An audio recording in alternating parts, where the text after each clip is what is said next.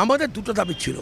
একটা হলো হাইকোর্টের আদেশ, টাউন ভেন্ডিং কমিটির নির্দেশ, আমাদের মেয়র এবং মন্ত্রী ববি হাকিমের নির্দেশকে অমান্য করে যেভাবে পিচের রাস্তায় হকার বসে পড়েছে এবং থানা নিষ্ক্রিয়তা ভূমিকা পালন করছে, তার বিরুদ্ধে আমরা থানা অভিযান করেছি।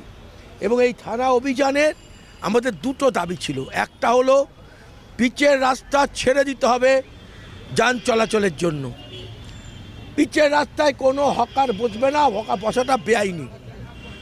সেই সমস্ত বেআইনি হকারদের তোলা শুধু নয়, তাদের বেআইনি যে সমস্ত মাল তাকে বাজেয়াপ্ত করা এবং একজন সার্জেন্ট ওখানে পার্মানেন্ট ডিউটিতে রাখা। এটা আমার কথা নয়, এটা মাননীয় মন্ত্রী ববি হাকিম বলেছেন, সেটাই আজকে বলেছি। ওনারা বলছেন আপনাদের আমরা আশ্বস্ত করছি আমরা পিচের রাস্তা খালি রাখব।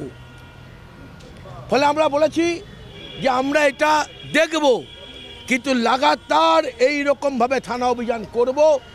আমাদের ইতিহাস আছে, ৭৮ দিন আমরা রাস্তায় মিছিল করেছি প্রতিদিন।